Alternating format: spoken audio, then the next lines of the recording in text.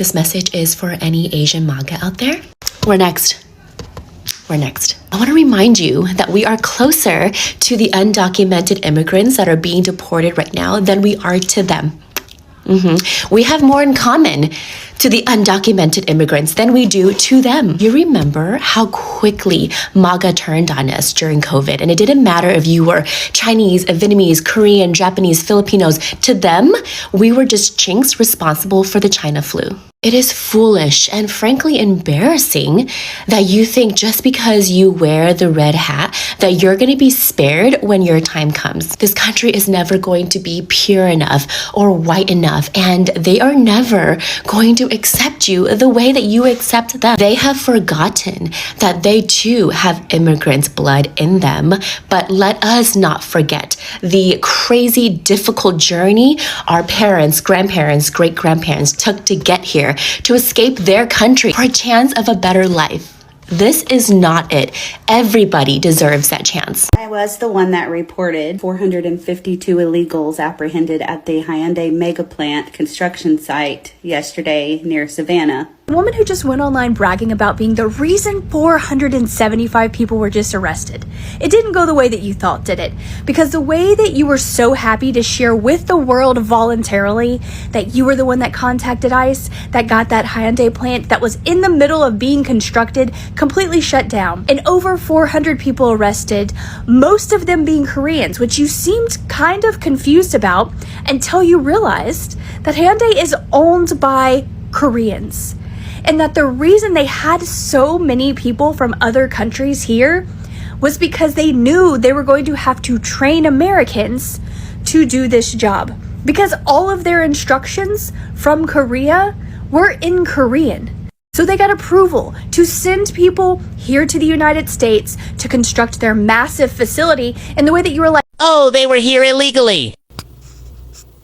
I waited for reporting from the Korean side before confirming this, and now we can finally address this once for all. They were on either B1 or ESTA visas. Here's what those allow when it comes to business activities. Can you attend meeting, conference, seminar, and training? Can you provide consulting work on behalf of the Korean company or client? Can you perform work if your compensation comes from outside of the US? Can you receive any salary, payment, or financial benefit from the US entities? Can you work directly for a US company? And we all know they were all Hyundai employees from Korea. And guess what? 35 out of 300 had L1 or L2 visas, which do allow them to work legally for multinational companies as managers, supervisors, or specialists handling hands-on work for a much longer period. Yet, they still detained them. But what's new, right? Anyway, what they're concerned about now is this illegal status record remaining on their documentation forever. And some of them are talking about challenging this in court, but this can take forever. All of them just return to their families ASAP. A plane with 375 seats has been arranged to take them back home tonight. And the cost of that will be covered by LG. I'll update you as more details comes out. Follow for more.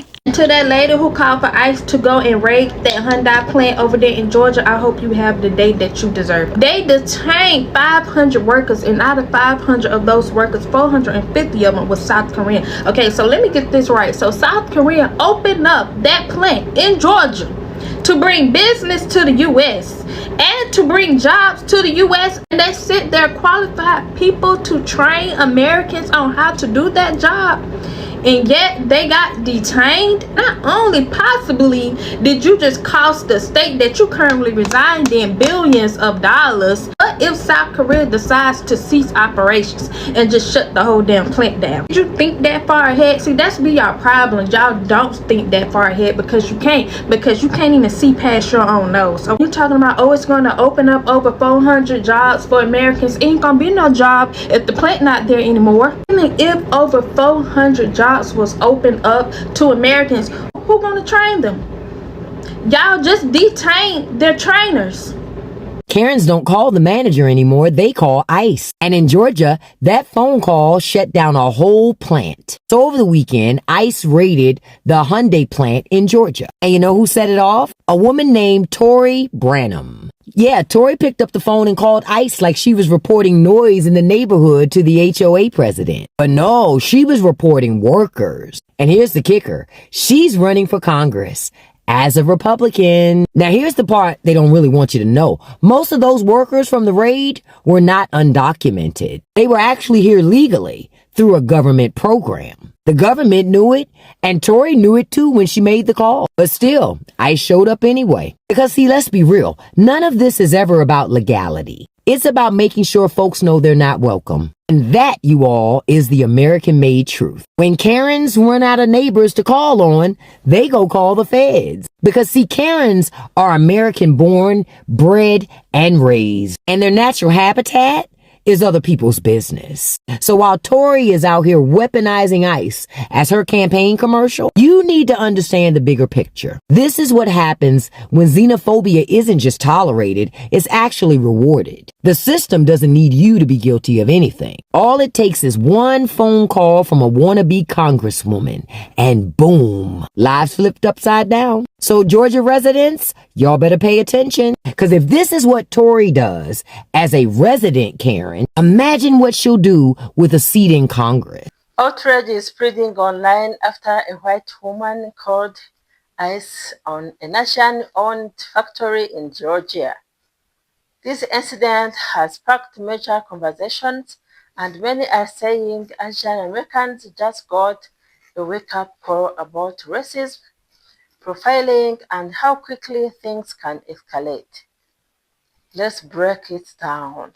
Tori Brunham, step to the front, girl. Not only did you mess up Hyundai's entire schedule and suspended the project that was going on in Georgia, you have effectively made South Korea start investigating us for human civil rights crimes against their citizens. South Korean officials interviewed the citizens that went back to South Korea from the Hyundai plant, and they have come up with some pretty horrendous experiences. And South Korea, in doing so, is investigating ICE. Some of these allegations include black mold and an infestation of such, 80 people to one room, sleeping in shackles, shackled together, sleeping and eating very close to an open toilet. Okay, my toilet right now is less than a foot away from me. They were closer.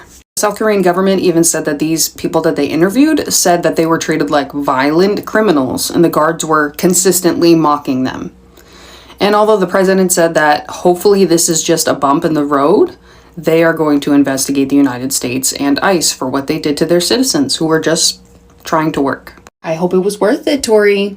Let's take it from the top. It's not Hyundai, it's Hyundai. So if you're going to report anything to ICE, at least know the freaking name of it. Number two, in the first Trump administration, there was an agreement signed between Donald Trump and the South Koreans to bring some of their car manufacturing here to the United States. The South Koreans built a factory in the state of Georgia, and recently they have been adding to it, partnering with one of America's companies, LG, to produce electric vehicles, which would have brought billions to the state of Georgia and to the entirety of the United States and put a lot of people to work. Something you MAGA supporters are always complaining about. All of our manufacturing is being shipped overseas. And now that it's back in the United States, you want to open up your big fat Oopa Loopa mouth to ICE to get these people deported. And now all work has had to cease. And we've just damaged our relationship with one of our closest partners in Asia. I mean, do you people not think? It's this type of ignorance and silliness that got us Donald Trump in the first place, because you people just blindly do stuff. And now you just cost the state of Georgia jobs and money. I mean, what a stupid mother. I want to fact check a couple of things that Republican woman from Georgia said. She's the one who's incredibly proud of herself and bragging on this platform for having called immigration on the folks who worked at the Hyundai plant. So more than 300 South Korean workers were detained. Now, let me be very clear when I say that they were not here to steal jobs. They were temporary trainers. They were brought in to set up the plant, to train the Americans, and then leave. But she tried to make this about H-1B visas. H-1B visas are for specialty jobs like engineers, not construction crews. None of the reporting on this mentioned H-1Bs.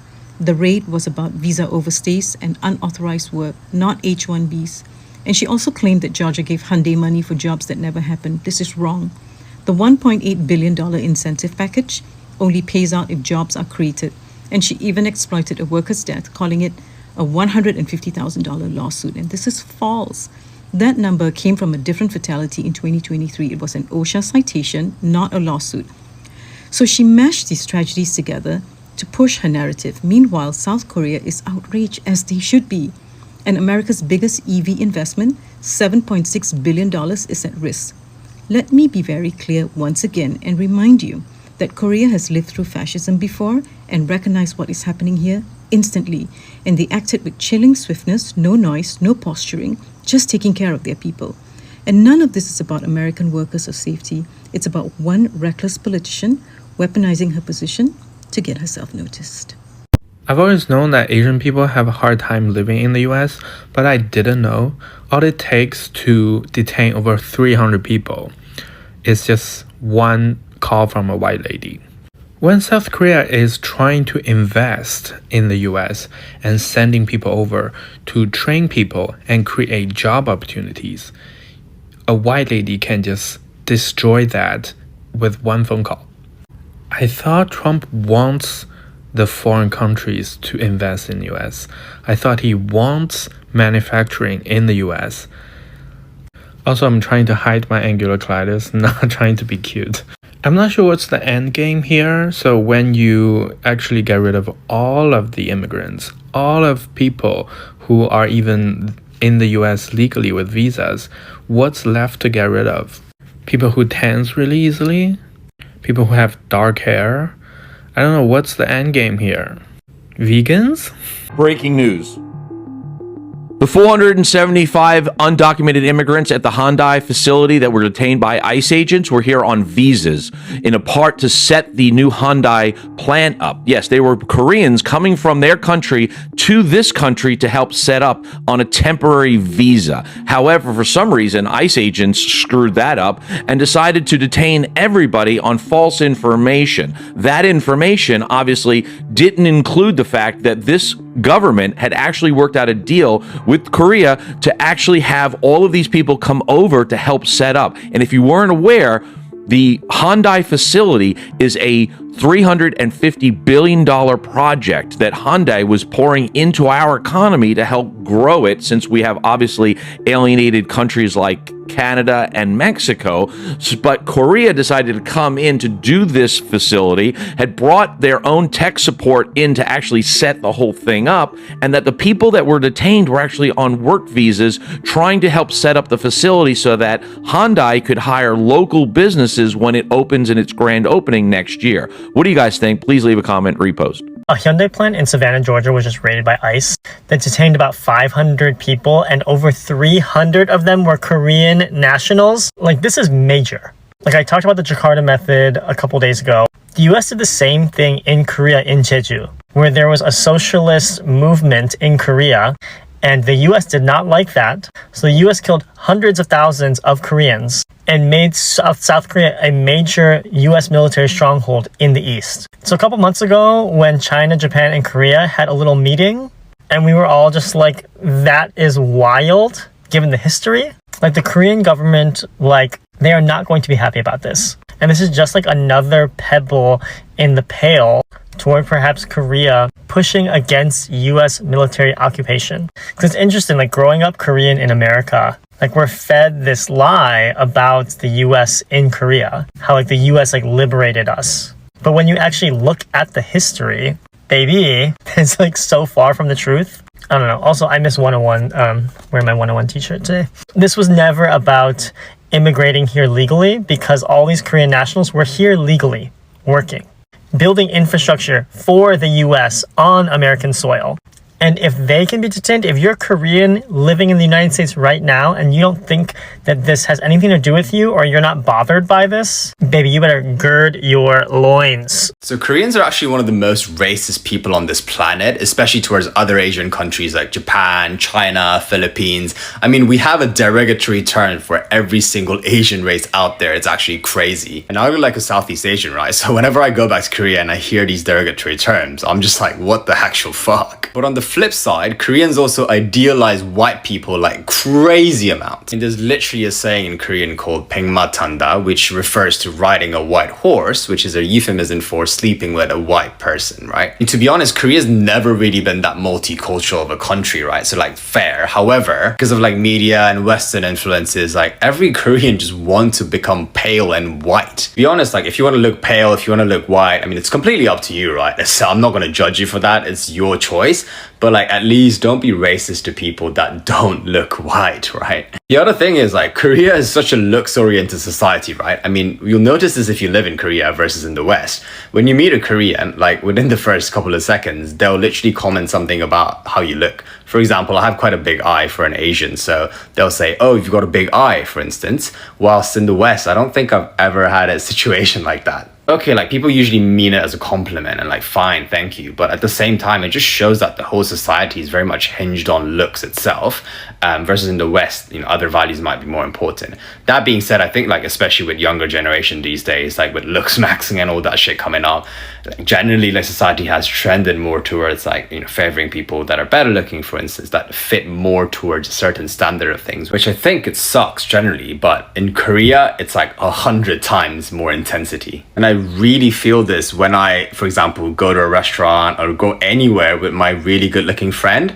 I can just tell that the service is just different. It's like it's a new experience, basically. So here is what went down.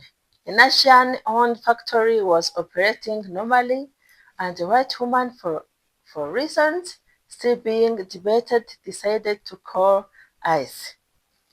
This is happening at a time when Asian communities are still dealing with the effect of discrimination and harassment. People are shocked at how quickly someone can weaponize immigration enforcement against innocent business owners. Oh my God, this is insane. This is not just one isolated incident. Events like this create fear in communities, Workers are worried about their safety and their jobs, families are stressed, and business owners feel targeted for no reason. Asian Americans are realizing that even in their communities, there is always the risk of someone calling authorities unnecessary. Oh my God. This is unbelievable. It's a harsh wake-up call about how vulnerable minority communities can be. Incidents like this also highlight systemic issues. Racism, profiling, and abuse of power are real. Even people who follow the rules can be put at risk. It's a reminder that vigilance and community solidarity are essential. It's very, very essential. Asian Americans and all minorities need to understand their rights and be prepared to defend them when necessary. So online, people are speaking out. Oh my God. This social media thing is unbelievable. Social media is full of outrage, support for the factory workers, and criticism of the woman who called ICE. Some are calling it a pattern of racial targeting that needs to be addressed.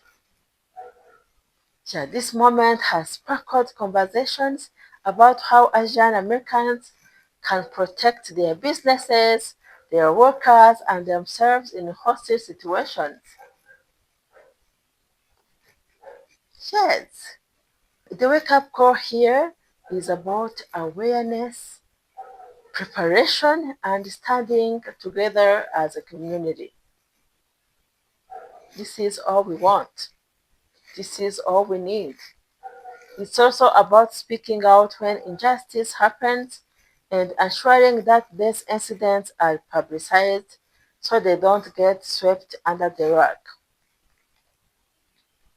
So Asian Americans are learning that silence isn't an option. It's time to advocate for themselves and their communities. Yeah, this is the right time to advocate for themselves. So what do you think? Was this a shocking incident or sadly just another example of systemic racism? Tell me. How should communities respond when authorities are weaponized against them unfairly? Tell me in the comments. Drop your thoughts in the comments. I want to hear what you think. And please don't forget to like, subscribe, and hit the bell for more reaction videos to trending news. Yeah, so thank you so much for tuning in. Catch you next time. Bye.